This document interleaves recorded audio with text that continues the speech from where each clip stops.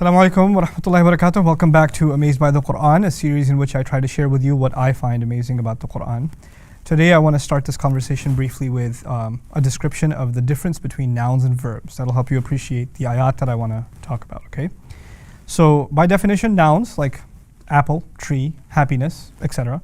Nouns don't have a tense. They're not past or present or future. They're timeless in that sense. So rhetorically speaking, a noun is considered timeless. Verbs, on the other hand, have tense, past tense or present tense or future tense. Even the imperative is in the present tense in the sense. So tenses or verbs are temporary because they are caged in time. Okay? So nouns are timeless and verbs are caged in time. Now what happens in the Arabic language, interestingly, is sometimes when you're talking about an act, you can actually use a noun or a verb. And when you translate that into the English language, when you translate it in the Qur'an, for example, an average translation, we don't have that luxury in English, so we always translate it as a verb. Right? So you don't get to see that sometimes what we're thinking is a verb was actually used as a noun in the Qur'an. Right? Because they're just exactly the same way that would be translated. So for instance, not in the Qur'an, but in regular Arabic, ajlisu, I'm sitting. Ana jalis, I'm sitting. While ajlisu is a verb and jalis is a noun. So you'd translate the same way, I'm sitting. Okay? Now let's appreciate the rhetorical difference as is used in the Qur'an. It's very subtle. So I'll give you 3 examples of that in order of complexity. The first example is about hypocrites talked about in Surah Al-Baqarah. And Allah says that when they come to believers, they say that they believe. وَإِذَا لَقُوا الَّذِينَ آمَنُوا قَالُوا آمَنَّا. When they are in the company of believers, they would say that they have believed. وَإِذَا خَلَوْا إِلَى شَيَاطِينِهِمْ قَالُوا إِنَّا مَعَكُمْ إِنَّمَا نَحْنُ مُسْتَهْزِئُونَ. When they're in the company of their devils, their shayateen, they say we're with you, we're just joking. So now you've got we believe and we're joking, which in the English language are both verbs. Interestingly enough, in the Arabic though, we believe is said as amanna, which is a verb. Now remember, verbs are temporary, and joking is mustahzi'un, which is a noun. Like you wouldn't see that in translation. They'll just say joking and you'll think it's a verb, but it's a noun. Now what does that imply? The rhetorical implication thus is that these hypocrites, their long-term permanent allegiances lie with those who they speak in the long-term sense, meaning they're devils.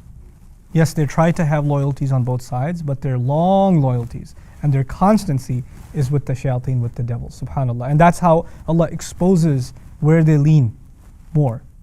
Now the second case. This is about declaring Allah's perfection. Doing tasbih, as most Muslims know it as doing tasbih. We can't always do tasbih. Tasbih is not something that I can do constantly. We do it after salah, we do it when we're remembering Allah, etc. Which is why it's understandable that in the Qur'an, when tasbih, declaring Allah's perfection, is talked about, it is talked about as a verb. Allah did not expect us to be musabbihin, people who do the declaration of Allah's perfection constantly. It's impossible for us, right? Which is why even Allah says the entire heavens and the earth declare Allah's perfection, and He uses a verb. Because we're included in it, shaitan, or the jinns are included in it, even if not shaitan, the jinn are included, and we don't do declaring of Allah's perfection constantly. Okay? Now, there are 2 exceptions to that. The first exception is the Prophet Yunus, and the second exception is the angels talked about in the Qur'an, both in the 37th surah, Safat.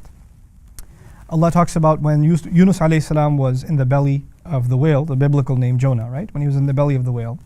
And Allah says, فَلَوْلَا أَنَّهُ كَانَ مِنَ الْمُسَبِّحِينَ. Had it not been the case that he was from those who constantly declared perfection, he would have remained in the belly of the whale. Now, how do I know he constantly declared perfection? Because unlike everywhere else in the Qur'an, here Allah decided to use a noun. The permanence is articulated. It's awesome. To suggest he has nothing else to think about when he's in the belly of the whale. As long as he's there, he's just, how perfect you are, how perfect you are, how perfect you are, how perfect you are. Constantly declaring Allah's perfection. Subhanallah. This also gives you an idea of how the standards for prophets are so much higher than for everybody else. Like when a Muslim gets in trouble, they ask Allah for a little bit of forgiveness, Allah pulls them out of trouble. But when prophets, who Allah expects so much more from, if they ever make a mistake, then the expectations from them are way higher. It makes us appreciate the status of those prophets. Of course, the other example, also in Surah Al-Safat, is the angels. Inna lanahnu al-musabbihun. We are the ones who declare perfection. That's how it's translated. Except the who declare perfection is a noun, musabbihun, in the Arabic, suggesting the angels are constantly engaged in the declaration of Allah's perfection. Now here's the last one, and this is the one that I think is the one that baffles me, and I hope I'm able to articulate it clearly to you, okay? I want you to think about punishment and forgiveness, seeking forgiveness. And keep those two things in mind as you read this ayah. I'll give you the Arabic and then the English in easy language. وَمَا كَانَ اللَّهُ لِيُعَذِّبَهُمْ وَأَنْتَ فِيهِمْ وَمَا كَانَ اللَّهُ مُعَذِّبَهُمْ وَهُمْ يَسْتَغْفِرُونَ. Allah would not be one to punish them so long as you're in their company. The Prophet is being told that he will not destroy Quraysh so long as he is among them. Part 1. Part 2. Allah would never destroy them, Allah would not be one to punish them so long as they are asking for forgiveness. Now, once again, I'll reiterate those two parts. Allah will not destroy them so long as you're among them, and Allah will not destroy them so long as they're asking for forgiveness. Those are the two parts, right? Now, the thing that these two parts have in common is Allah would not destroy.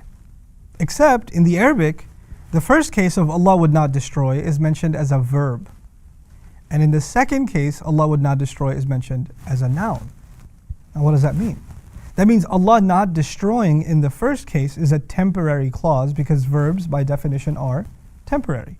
It's not a constant thing. Allah will never, ever, ever destroy them. It's not like that. Allah will not destroy them. Allah will not be one to destroy them. So long as you're in their company. Now, the Prophet ﷺ being in their company, is that a permanent thing or a temporary thing? It's temporary. So it coincides with, look, this clause isn't permanent. It is temporary. So it coincides with the temporary disclaimer. Now, what about the second case? He says Allah will never, ever, ever destroy them. That actually is a permanent clause. He didn't say temporarily, for now I won't destroy them. No. He will never, ever destroy them. How do we know that? The noun is being used. وَمَا كَانَ اللَّهُ مُعَذِّبَهُم. Okay, so what do they have to do to be permanently saved from Allah's destruction? He says, وَهُمْ يَسْتَغْفِرُونَ, so long as they are asking for forgiveness. Now here's the kicker. Them asking for forgiveness could have been said as a noun and could have been said as a verb. If you said it as a noun, you would have said وَهُمْ مُسْتَغْفِرُونَ. If you said it as a verb, which Allah did, وَهُمْ يَسْتَغْفِرُونَ. What does that mean? That means they're not always asking for forgiveness, so long as once in a while they ask for forgiveness and they're not constantly begging for forgiveness, I won't destroy them. Had that been a noun, the condition from Allah would have been, unless you are in the constant engagement of begging me for forgiveness, I'm going to destroy you. But he said, at least give me some istighfar. There's a mercy of Allah that he used a verb here. وَهُمْ يَسْتَغْفِرُونَ. Look at the flip side. وَمَا كُنَّا مُهْلِكِ الْقُرَىٰ إِلَّا وَأَهْلُهَا ظَالِمُونَ. It's so awesome. Allah talks about history. This was about what he would never do in the future, right? So we'll wrap it up with history. Allah has destroyed towns, we know that. How does he describe it? We would never, ever, ever destroy towns. وَمَا كُنَّا مُهْلِكِ الْقُرَىٰ. We would never, ever, ever destroy towns.